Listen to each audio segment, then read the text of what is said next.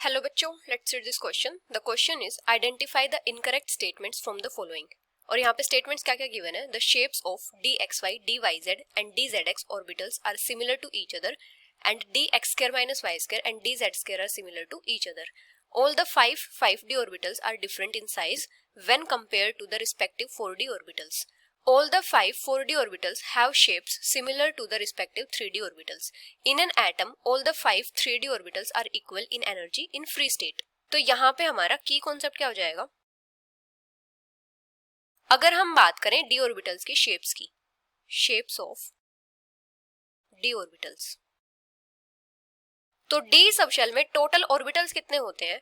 D subshell के लिए जो एजिमुथल क्वांटम नंबर होता है उसकी वैल्यू होती है 2, मतलब एल की वैल्यू होती है 2. तो इसमें टोटल नंबर ऑफ ऑर्बिटल्स कितने हो जाएंगे. टोटल नंबर ऑफ ऑर्बिटल्स ये हो जाएंगे 2l प्लस 1. तो ये कितने हो जाएंगे 2 इंटू 2 प्लस 1. तो टोटल 5 होते हैं डी ऑर्बिटल्स. और वो 5 डी ऑर्बिटल्स कौन से होते हैं. D x y, d y z, d x z, d x square minus y square और डी जेड स्क्वायर. अभी अगर हम बात करें इनकी शेप्स की, तो जो d x y, d y z और डी एक्स जेड और d x square minus y square होते हैं, इनमें क्या होते हैं 4 लोब्स होती हैं. Contain 4 lobes. और इनकी शेप किस टाइप की होती है. क्लोव टाइप की शेप होती है. क्लोव टाइप शेप, या फिर हम बोले डबल डम्बल शेप होती है. और जो डी जेड स्क्वायर होता है इसकी शेप किस टाइप की होती है. इसकी शेप होती है डम्बल टाइप की. और इसमें क्या होता है, एक डोनट जैसी रिंग होती है न्यूक्लियस के around. And with a donut like ring around the nucleus, around the nucleus on x y plane. जैसे अगर हम शेप देखें डी एक्स वाई की, तो डी एक्स वाई की शेप किस टाइप से होती है. जैसे ये हमारे पास वाई एक्सिस है और ये है एक्स एक्सिस. तो इसकी शेप किस टाइप से होगी. यहाँ पे लोब्स प्रेजेंट होंगी इस टाइप से. तो ये क्या है डी एक्स वाई. अगर हम देखें डी वाई जेड की, तो इसकी किस टाइप से होती है शेप.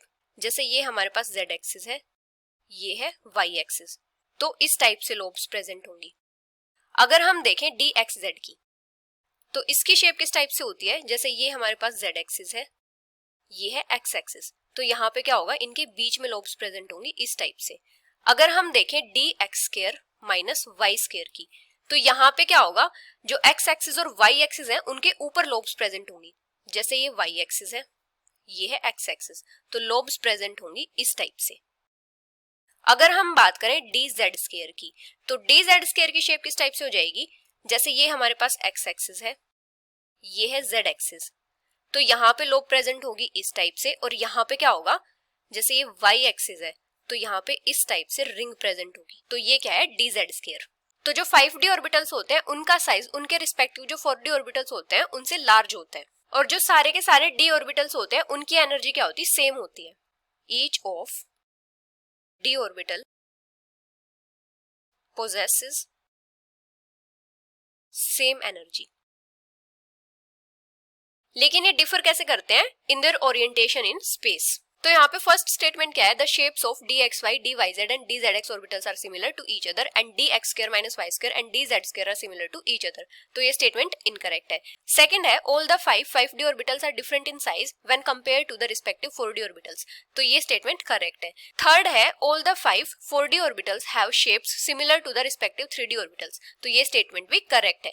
फोर्थ है, in an atom all the 3d orbitals are equal in energy in free state. तो जो पांचों के पांचों d ऑर्बिटल्स होते हैं फ्री स्टेट में उनकी एनर्जी सिमिलर होती है. तो ये स्टेटमेंट भी करेक्ट है. तो इनकरेक्ट स्टेटमेंट कौन सी है, first. So the final answer is option first. Hope you understood it well. Best of luck.